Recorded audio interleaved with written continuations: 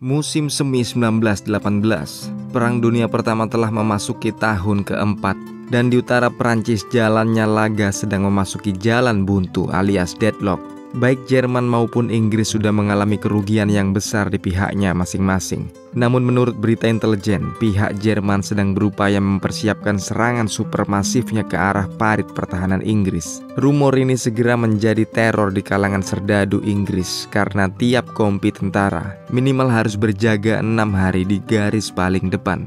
Tak ada yang tahu kapan serangan ini tiba dan kompi mana yang akan ketiban sial.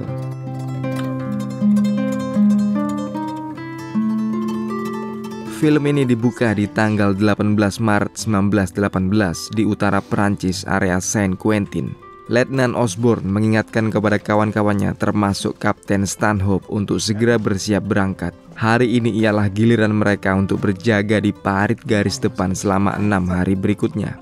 Semua serdadu pun bersiap. Tak ada yang tahu jika nasib mereka akan sangat berbeda dari kompi-kompi yang berjaga sebelumnya. Pimpinan kompi C ini, yakni Kapten Stanhope, tampak letih, murung dan tak bersemangat. Ini bukan karena dirinya seorang penakut, tapi karena ia sangat memikirkan nyawa anak buahnya dan memang perang sudah berjalan sedemikian lama.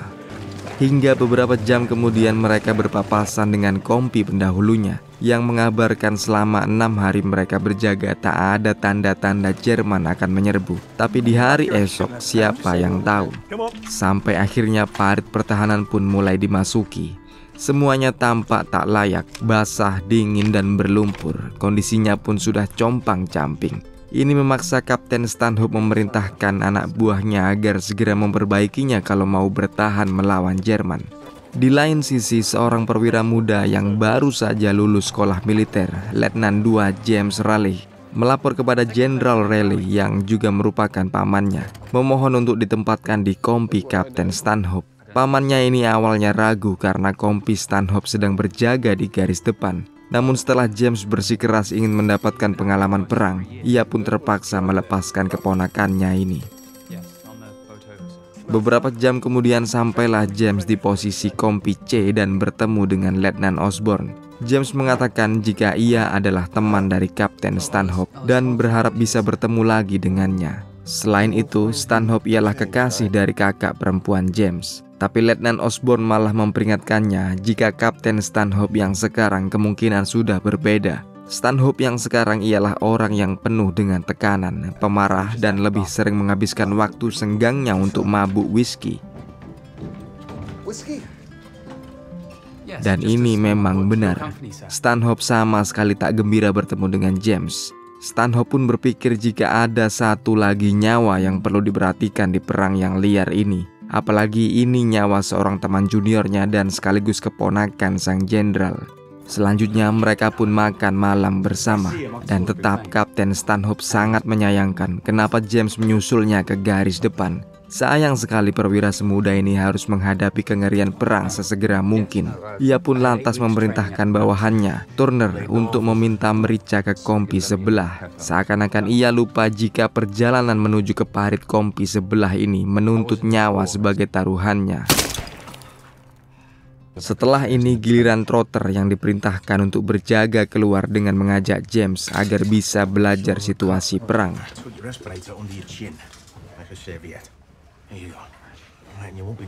Sementara itu di luar, Turner pun mengendap-endap dengan seksama, berharap ia bisa lolos dari teropong sniper Jerman. Sedangkan di sisi lain, Letnan II Trotter pun mulai berjaga di tempatnya. Ia mengajari James apa-apa yang dibutuhkan dalam tugasnya kali ini, termasuk dengan menjelajah ke parit yang paling dekat dengan posisi Jerman. Dan barulah James memahami jika segala situasi yang berlalu di sini memang selalu mengancam di tiap detiknya. Kesunyian ini mengandung kematian bagi siapapun yang memunculkan kepalanya ke atas parit. Tak hanya tuntasnya nyawa, tapi mental jelas akan terteror dan hancur jika tidak berdisiplin diri.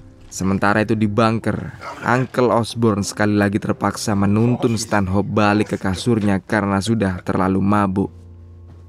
Keesokan harinya 19 Maret 1918 jam 4 subuh, Kapten Stanhope diberitahu jika ia harus melapor ke kantor batalion. Sampai di sini ia pun dikabari info intelijen jika Jerman akan menyerang tanggal 21, 2 hari lagi. Dan diharapkan kompi Stanhope bisa bertahan selama mungkin, karena jelas Inggris tak bisa mengirim reinforcement untuk membackup mereka. Balik ke Parit, Stan segera memberitahu Trotter dan Letnan Osborne jika Jerman akan datang pada Kamis besok. Ia ingin semua anak buahnya bersiap siaga. Mereka hanya bisa mengandalkan diri sendiri, kompi mereka sendiri. Karena kompi A dan B yang ada di kiri mereka bisa saja melarikan diri saat serangan tiba. Tapi tekanan demi tekanan tugas ini terlalu berat bagi Kapten Stan. Ia merasa pelan-pelan mentalnya tergrogoti, dan hanya whisky yang bisa menyelamatkannya. Di saat yang buruk ini tiba-tiba James keluar dan akan mengirim surat kepada kakak perempuannya. Stan pun langsung menghentikan James, khawatir jika kebiasaan mabuknya akan dilaporkan kepada kakak perempuan James. Tingkah memalukan ini segera ditegur oleh Uncle Osborne. Ia merasa Stanhope sudah keterlaluan ikut campur urusan privasi James. Setelah ini, Stanhope pun kembali ke markas batalion. Kompinya sekali lagi mendapat sial dengan tugas penyerbuan di tanggal 20.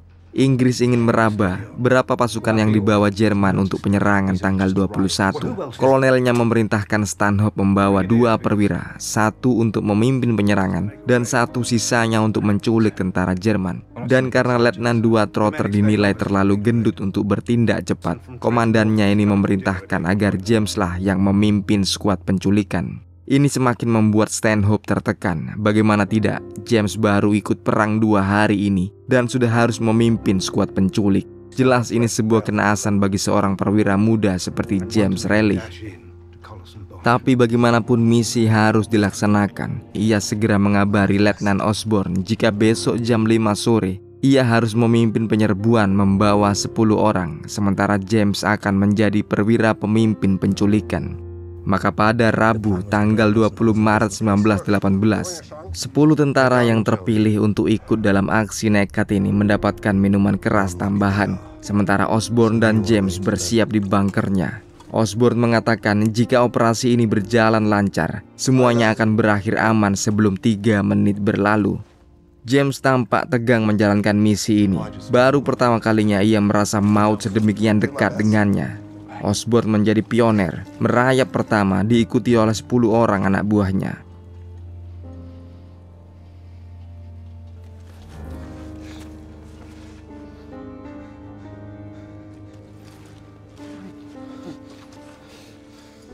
Sampai artileri menjadi penanda pertama majunya Osborne dan James keluar dari parit.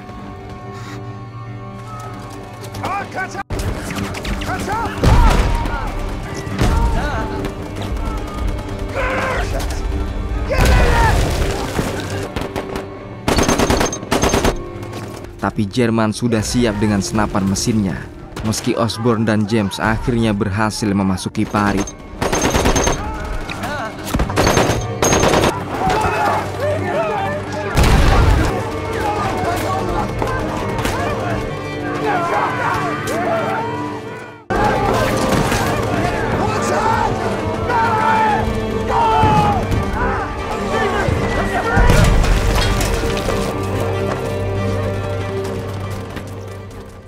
Dan memang benar penyerbuan singkat ini berjalan kurang dari 3 menit.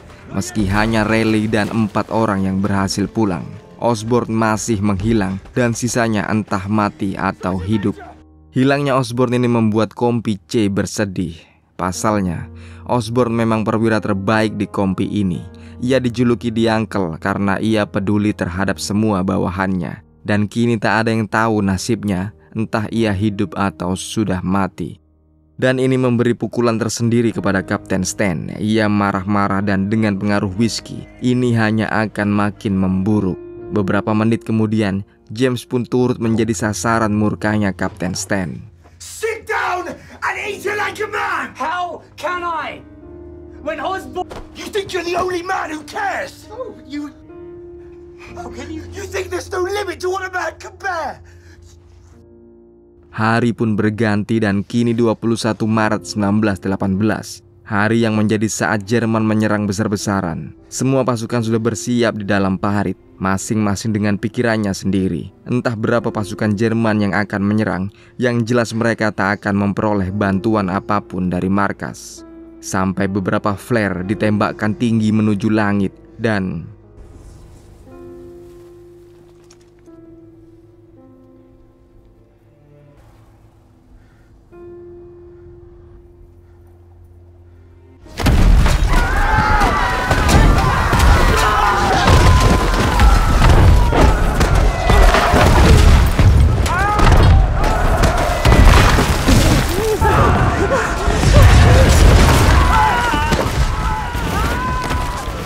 akhirnya giliran James yang tertimpa naas.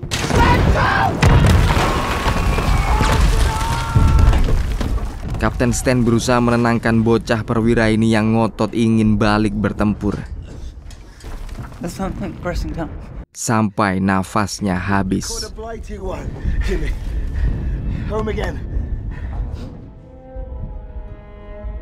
Dan saat balik ke atas, Stanhope sudah melihat bagaimana hanya dengan serangan artileri saja parit Compiègne ini sudah tumpas dan kandas.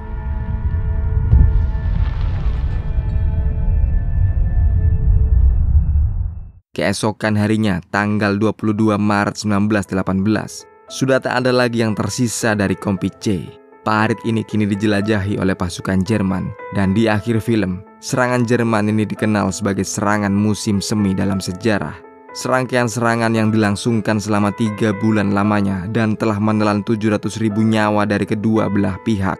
Namun sebulan berikutnya, sekutu berhasil membalik keadaan. Meski tercatat 1 juta nyawa turut melayang sebelum Perang Dunia Pertama ini benar-benar berakhir pada 11 November 1918. Nah, demikianlah konten Jauh Dekar film kali ini. Semoga bisa menghibur kalian semua. Wassalamualaikum, bye.